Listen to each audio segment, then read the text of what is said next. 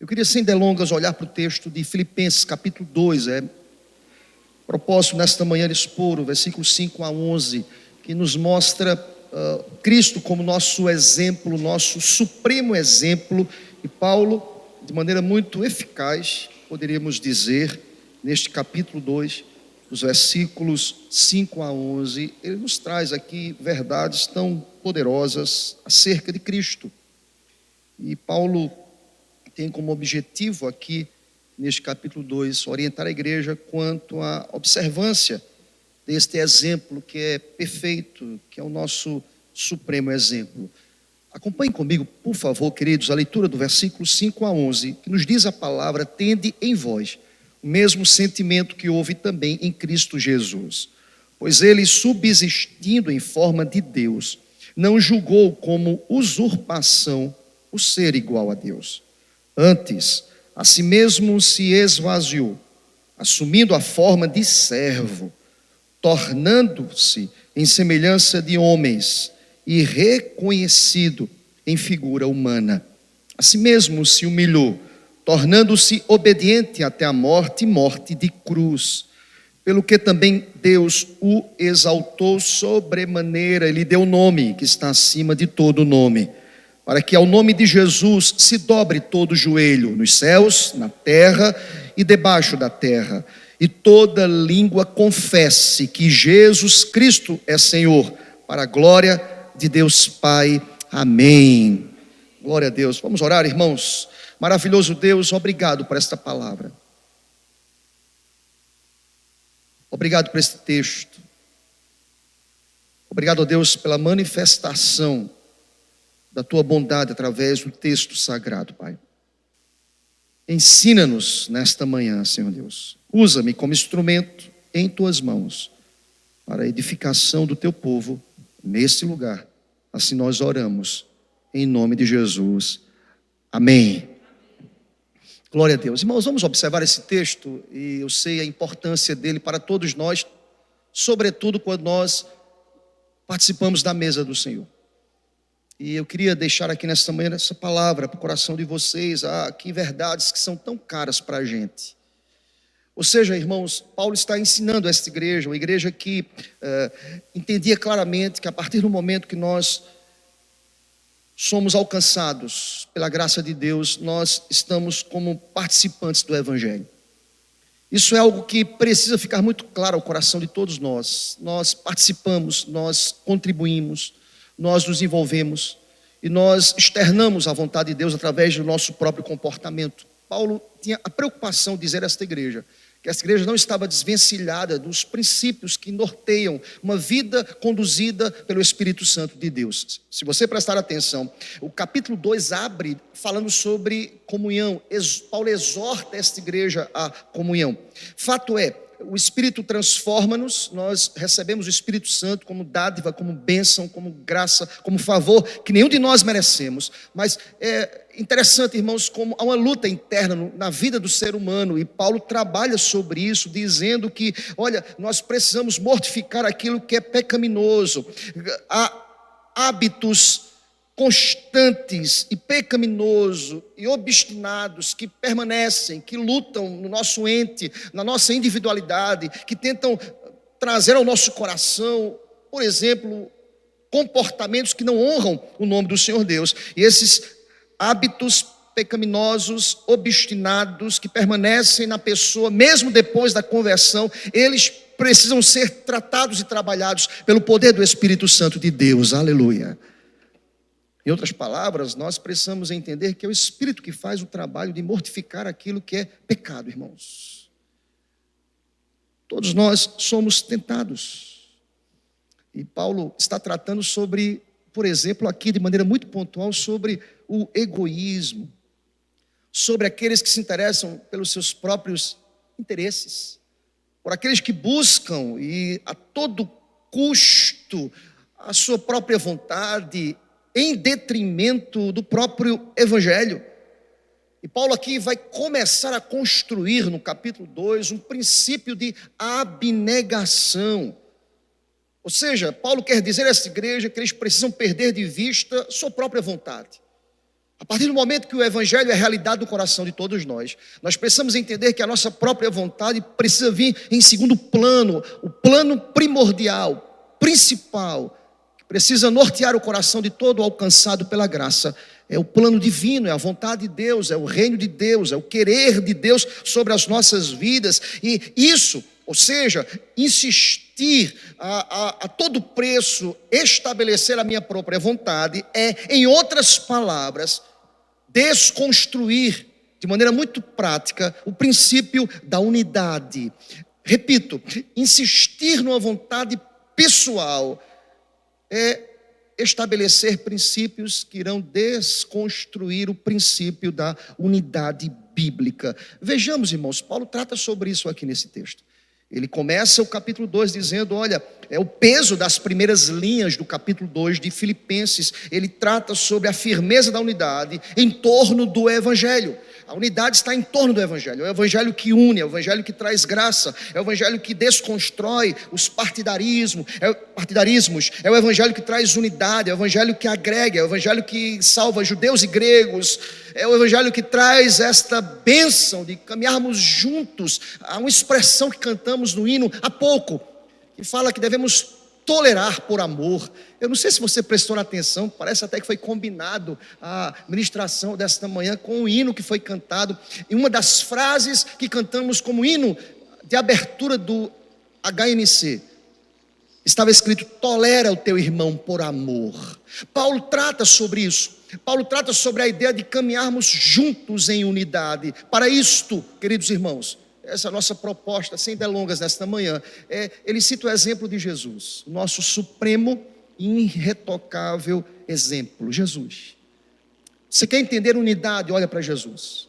Você quer entender o que é amar? Olhe para Jesus. Porque veja, os versos 3 e 4, que é o pano de fundo, que é a antessala, permitam falar isso, a antessala do ensino principal de Paulo aqui no capítulo 2, ele vai dizer o seguinte, olhem comigo para que você possa entender, versículos 3 e 4, ele trata sobre ambição, ele trata sobre egoísmo, ele aponta a vã presunção, dizendo o seguinte, nada façais, verso 3, por partidarismo ou vanglória, mas por humildade, considerando cada um os outros superiores a si mesmo, não tenha cada um em vista o que é propriamente seu, senão também cada qual o que é dos outros. Vejam, Paulo começa a construir uma tese aqui, uma ideia construída a duras penas, na prática, de entender e perceber que muitas vezes no seio da igreja nós não encontramos comunhão, nós encontramos partidarismos, nós encontramos a vanglória pessoal, nós encontramos aquilo que destrói e desconstrói o princípio da unidade, que é o meu próprio interesse. Paulo vai tratar sobre isso. Mas sabe como é que Paulo trata isso? Olhem para Jesus. Eu estou aqui nesta manhã para lhe dizer, querido irmão, nesse dia que comemoramos o Dia das Mães, olhem para Jesus, aleluia. Olhem para Jesus. O desafio de todos nós é olharmos para Jesus, fitando firmemente os meus olhos no autor e consumador da minha fé. Olhem para Jesus. Esse é o desafio que você tem diariamente. E como é que Paulo vai encorajar os filipenses à unidade? Ele diz, olhem firmemente para Jesus. Paulo quer encorajar, Paulo quer instruir os filipenses. Ao que, pastor? A prática da autonegação. Eu vou repetir, a prática da autonegação. É algo extremamente desafiador, irmãos. Se autonegar. Se autonegar. A rigor, nós queremos uma autopromoção. A rigor, nós queremos a nossa autoimagem. A rigor, nós queremos que o nosso interesse esteja na primeira linha das pautas que serão tratadas naquele dia. Vocês percebem até a forma como nós oramos. Deus, eu quero muito que isso aconteça, Deus. Percebem que a minha vontade sempre está nas primeiras fileiras. Até quando oramos, a minha vontade é o meu querer. Paulo vai tratar isso de maneira muito magistral, dizendo, olhem para Jesus. Por quê? Porque Jesus é exemplo. Eu quero te convidar a caminhar nesta manhã em 3 passos maravilhosos pelos quais o apóstolo Paulo, ele convocou esta igreja a caminhar. Percebam comigo, vejam o exemplo do mestre. Ele vai dizer o seguinte, primeiro, primeiro passo a ser dado, quando nós olhamos para Jesus, nós percebemos aqui uma humildade voluntária de Jesus. Eu vou repetir, humildade voluntária de Jesus. Olhem comigo, versículos de 5 a 7. Observem comigo, tendem que vocês possam ter o mesmo sentimento que houve também em Cristo Jesus, pois ele, subsistindo em forma de Deus, não julgou com usurpação, ou como usurpação, o ser igual a Deus. Antes, eu quero que você leia comigo, todos juntos. A si mesmo se esvaziou, assumindo a forma de servo, tornando-se em semelhança de homens e reconhecido em figura. Olha aqui para mim, querido. A primeira ideia que eu quero tratar com vocês aqui, olhemos para a humildade voluntária de Cristo. Ninguém o forçou, ninguém o levou a esta humildade. Me chama a atenção, queridos, que o apóstolo Paulo encoraja a termos o mesmo sentimento que houve em Cristo. Percebem como o texto é construído? Ele se esvaziou de sua glória, ele despojou-se de sua majestade. Note comigo, isso é muito profundo, queridos. Sendo Deus, Espírito, fez carne. Ele sendo Deus eterno, se fez homem. Ele sendo Rei dos reis, se fez servo.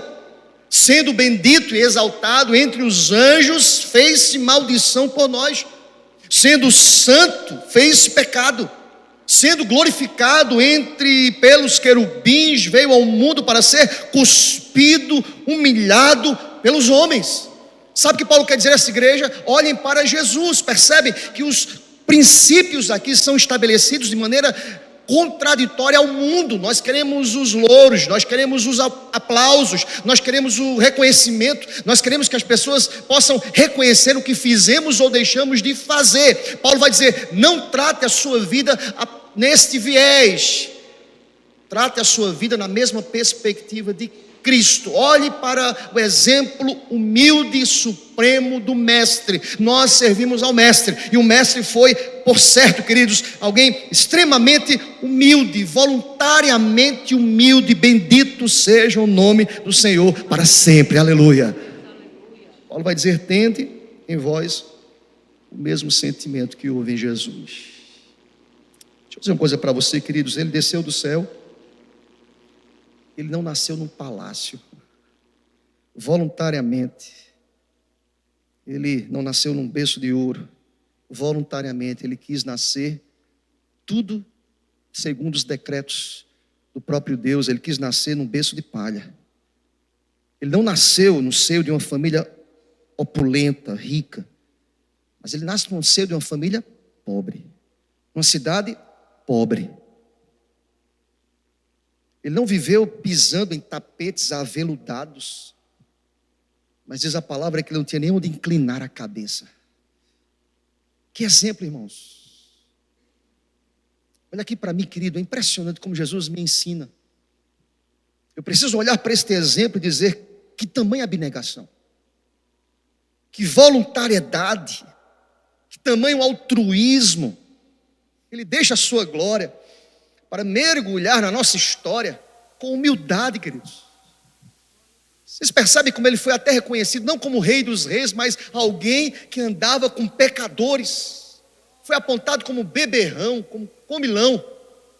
Alguém que não chamou atenção nos primórdios do seu ministério, aos 30 anos, que efetivamente ele estabeleceu, mas ninguém mexia com Jesus, porque ele não faz mal a ninguém. Ele vai de um lado para o outro, nos rincões da nossa região, falando de um evangelho. Deixa ele quieto. Quem é ele? Mas é impressionante, irmãos, em todos os lugares que este humilde mestre pisou, coisas extraordinárias aconteceram. Louvado seja Deus. Cristo é o nosso exemplo supremo de humildade. O texto diz: a si mesmo se esvaziou. Eu gosto muito da expressão.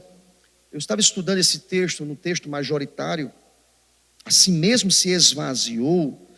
E a tradução literal disso aí traz a ideia de esvaziou-se a si mesmo, trazendo uma ideia aqui clara de que ele assume a forma de homem, mas ele não perde o seu poder divino. Deixa eu explicar isso, porque não entender isso é entrar por um viés de heresias. E aí chama a sua atenção, queridos, algumas pessoas têm falsamente inferido dessa expressão que Jesus tinha posto de lado alguns atributos divinos. Ele não fez isso, tá, irmãos? Ele continuava sendo 100% divino. Se você entrar nessa ideia aqui, nessa temática, e afirmar que ele abriu mão de alguns atributos divinos, você vai entrar na teoria dos kenoses, ou teoria kenosis, ou kenótica, que afirma o seguinte, que Deus, ele abre mão de alguns atributos divinos. E essa heresia vai dizer o seguinte, ele estava encarnado, ele era Deus, mas ele era um homem, como todo ser humano, movido por Deus. Em outras palavras, eles defendem, movidos pelo Espírito de Deus. Nada disso, ele era o próprio Deus.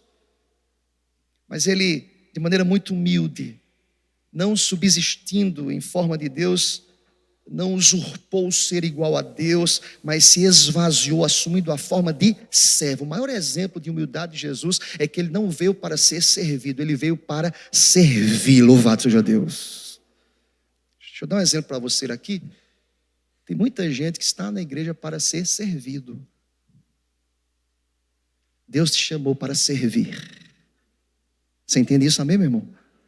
Baseado em quem, pastor? No exemplo humilde de Jesus. Ele toma a forma de homem para servir. Veja, eu quero que você entenda isso, porque isso traz uma mudança considerável no nosso comportamento quanto à nossa caminhada espiritual. Esvaziou-se de si mesmo. E aqui o texto quer dizer que Cristo era apenas um recipiente dos atributos divinos. Não, ele era o próprio Deus, que serviu, que estava ali para lavar os pés dos discípulos, que estava ali para amar quem ninguém amava, que estava ali para alimentar quem ninguém alimentava, que estava ali para ensinar quem ninguém ensinava, que estava ali para agregar a quem ninguém queria agregar, que estava ali para manifestar graça a quem ninguém queria manifestar graça. Isso é serviço humilde, isso é altruísmo, entrega voluntária. Cristo é o nosso maior exemplo, aleluia. Que exemplo, irmãos. Exemplo. Permitam-me, esses 23 anos de ministério pastoral me permitem fazer algumas leituras. É impressionante como as pessoas querem chegar na igreja para um autosserviço. Você foi chamado por Deus para servir em nome do Senhor. Amém, meu irmão? Baseado em quem? Jesus. Serviu. A primeira verdade que o texto me ensina é que Cristo é um exemplo de humildade. Ele toma a natureza humana. Ele voluntariamente esvaziou-se a si mesmo. E é interessante que ele se entrega voluntariamente, humildemente, como exemplo a todos nós. Primeira verdade que Paulo quer dizer a essa igreja: querem vencer o egoísmo, querem vencer a ambição egoísta, a vã presunção, querem viver o evangelho. É muito mais do que estar no templo. Viver o evangelho é viver de maneira humilde. Viver como Cristo viveu. A primeira verdade é a humildade perfeita e voluntária de Cristo. Segunda verdade que nós encontramos nesse texto, que Paulo serve-se para ensinar a esta igreja e a todos nós, é que Paulo vai tratar sobre a obediência perfeita de Jesus. Não basta apenas ser humilde, tem que ser obediente, querido. Tem muita gente que é humilde, mas não obedece. O texto é completo porque o texto irá nos dizer no versículo 8 que Jesus foi obediente. Olhem comigo, a si mesmo se humilhou, mas olha a continuidade do versículo 8. Tornando-se obediente até a morte e morte de cruz. A segunda verdade que Paulo quer ensinar a esta igreja para uma luta contra o egoísmo, a ambição, a presunção, a vaidade, os próprios interesses, é que Paulo vai dizer o seguinte: Cristo é o exemplo de uma obediência perfeita. Além da sua voluntariedade, a sua humilde voluntariedade, Cristo obedece à vontade do Pai, ao ponto de voluntariamente morrer uma morte de criminoso. Cristo se deu, Cristo viveu em perfeita submissão ao Pai. Sua obediência foi ativa, queridos. Obediência ativa. Deixa eu explicar isso para vocês, que algumas pessoas não conseguem entender na igreja. Obediência ativa é entender que as ordens do imperativo bíblicas, elas precisam ser obedecidas, irmãos. não negociadas, não colocadas como um tema a ser discutido ou em um tema teológico, quem sabe no assentamento das minhas ideias eu posso obedecer ou não. Todas as ordens do imperativo devem ser obedecidas em nome do Senhor. Deixa eu fazer uma pergunta para vocês. Na grande comissão, eu não vou muito longe não, na grande comissão de segunda-feira para hoje, domingo para hoje, quantos que obedeceram? Ide por todo mundo, pregai o evangelho a toda criatura, fazendo discípulos. Fazer discípulos, está uma ordem isso. Quantos discípulos nós fizemos essa semana? E aí, irmãos? Pesado, né? E se eu não fiz, pastor? Nós fomos desobedientes à ordem. Já pensou se Cristo chegasse no sermão estabelecido pela homilia eterna, de que ele deveria morrer morte de cruz, ele falasse assim: depende do meu tempo, será que eu vou ter tempo de morrer na cruz essa semana? Ele obedeceu, querido. Vocês percebem? Vocês percebem o desafio para o meu coração, para o coração de vocês, em obedecer? Muitas pessoas não estão prontas, porque nunca tiveram um encontro real com Deus. O cristão é chamado a viver em submissão e fidelidade ao Senhor. Em contrapartida, muitas pessoas estão prontas a servir, porque a suficiência vem de Cristo. E vejam que Cristo, que é o exemplo de obediência para nos servir e nos salvar, ele sofreu fome, sede, solidão, abandono, perseguição, pobreza, escárnio, prisão, açoite e a própria morte. Veja que exemplo. Mesmo assim, nenhuma dessas realidades angustiantes na vida de Cristo o levou a abandonar obedientemente o seu propósito. Pelo contrário, a obediência de Cristo é um exemplo a todos nós. Bendito seja o nome do Senhor para sempre. Aleluia. Se não bastasse isso, gente, sabe o que Cristo fez? Cristo, ele enfrentou a oposição do mundo religioso, dos sacerdotes e escribas da própria igreja, do mundo político, Herodes e Pilatos, do mundo espiritual, a traição de Judas, a negação de Pedro, um dos seus discípulos, o abandono dos seus discípulos, a multidão, a fúria de Satanás, mas mesmo assim Jesus jamais recuou. Cristo é um exemplo de obediência, aleluia. Essa é a segunda verdade que nós aprendemos aqui, a obediência perfeita de Cristo. Ele foi à morte, até morte de cruz. Essa é a segunda verdade que eu quero deixar para o teu coração. Eu preciso olhar para Jesus, eu preciso obedecer como Cristo obedeceu. Mas há uma última verdade que o texto ensina. Eu lhes disse que seria bem objetivo nessa manhã, é aquele que é humilde, aquele que é obediente, recebe do próprio Deus a exaltação. Louvado seja Deus. O texto diz que a exaltação de Cristo foi suprema. Olhem comigo versículos de 9 a 11. Eu quero te convidar a ler comigo dos versículos 9 a 11, porque esse fechamento aqui é como se Paulo dissesse assim, lembra do pano de fundo, do início ambicioso, do contexto partidarista, pessoas que procuravam vanglória, que não eram humildes, que procuravam a autopromoção. É como se Paulo dissesse assim: não façam isso, vocês serão exaltados depois de uma vida humilde e obediente no tempo de Deus. É Deus que está no controle de todas as coisas, aleluia. Leiam comigo, por gentileza, versículos 10, 9, 10 e 11, bem forte, irmãos. Pelo que também Deus...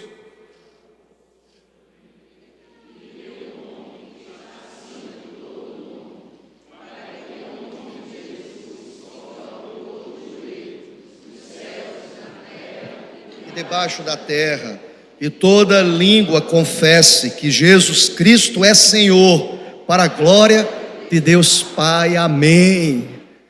É interessante, irmãos, a exaltação suprema de Cristo é vista aqui. Nós concluímos esta sessão dizendo que por causa, note bem, do sacrifício e da submissão voluntária de Cristo, Deus o exaltou a um lugar mais alto, para que todos tenham que adorá-lo. Não sei se vocês entendem isso, meu coração muito se alegra, porque aquele que foi objeto de escárnio, Deus o colocou no lugar mais alto, para que todos tenham que adorá-lo. Todos devem se ajoelhar diante dele. Isso inclui todos, irmãos. Os falsos deuses, os falsos profetas, as religiões não cristãs, todos. E nós percebemos aqui uma fala escatológica. Haverá um dia que todo joelho irá se prostrar diante de Deus. Queiram ou não, irão se prostrar. Amém, meu irmão? Todos. E quem o coloca nessa condição é o próprio Deus. E diz isso de maneira muito clara aqui, Romanos 14, versículo 11. Por minha vida, diz o Senhor, diante de mim se dobrará todo joelho, e toda língua dará louvores a Deus. Deus exaltado. Romanos 11, 36, porque dele, por meio dele, para ele são todas as coisas. Glória, pois, a ele eternamente. Amém, aleluia. Assim deve ser. Note bem, olha como esse texto termina de maneira magistral.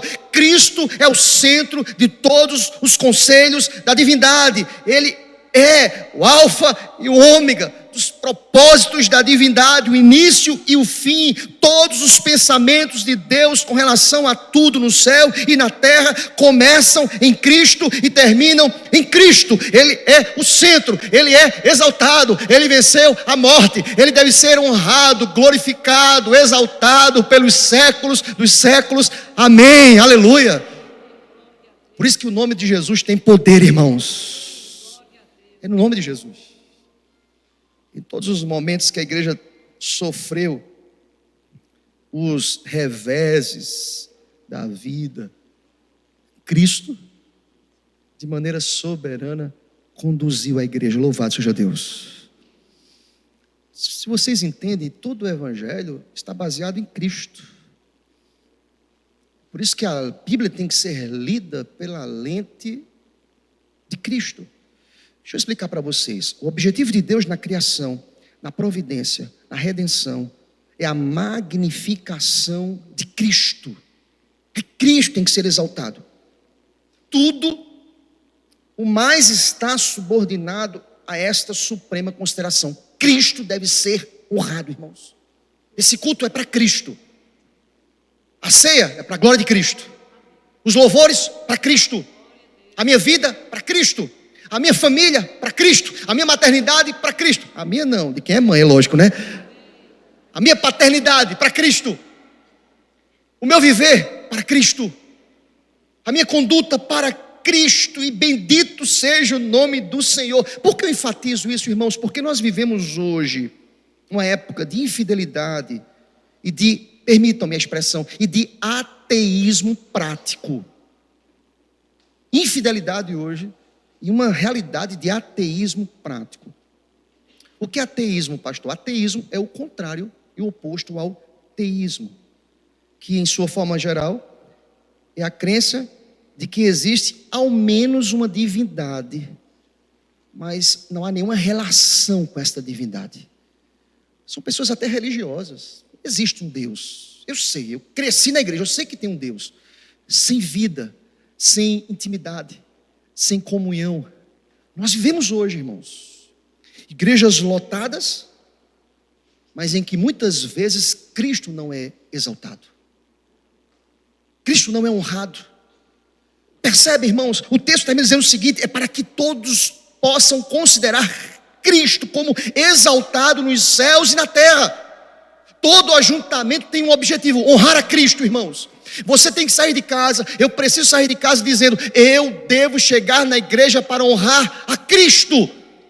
Cristo tem que ser honrado aqui nesse lugar em nome do Senhor, adorado, exaltado, glorificado. Cristo é o centro de todas as coisas. Bendito seja o nome do Senhor para sempre. Eu quero concluir esta palavra te convocando a olhar para Cristo. Em que perspectiva, pastor? Na perspectiva paulina aqui de Filipenses, capítulo 2, de versos 5 a 11. Cristo é o meu exemplo de humildade, obediência, e no tempo de Deus Ele mesmo haverá de exaltar. Louvado seja o nome do Senhor. Cristo está acima de todas as coisas. Ele foi glorificado pelo Pai. Se você observa comigo, o texto de Efésios, capítulo 1. Vai comigo rapidamente, querido. Efésios, capítulo 1. Volta um pouquinho aí no texto. Efésios 1.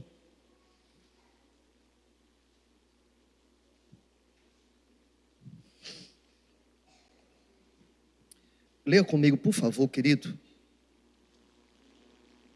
Quando Paulo, ele ora pelos crentes e fala acerca de Cristo, ele vai dizer que Cristo está exaltado, versículo 21, toda igreja, acima de todo principado e potestade e poder e domínio e de todo nome que se possa referir, não só no presente século, mas também no vindouro. Sabe quem é esse aí? Jesus Cristo, aleluia. Eu preciso exaltar Jesus. Eu concluo essa palavra dizendo ao teu coração: exalte a Deus. Ele está acima de todas as coisas. Ele é Senhor de todas as coisas. O caminho do reino passa por humildade e obediência, antes da exaltação. Tem muita gente querendo exaltação antes da humildade e da obediência. Eu lhe convido nesta manhã a ser humilde, a ter um coração de servo, mas também ser um coração fiel em obediência aos princípios e aos valores do reino, sabedores como nós somos, de que o tempo pertence ao Senhor, porque todas as coisas foram determinadas, decretadas por Ele. Eu sou apenas recipiente da sua soberana e maravilhosa vontade. Que Deus muito nos abençoe, em nome de Jesus. Amém, Senhor.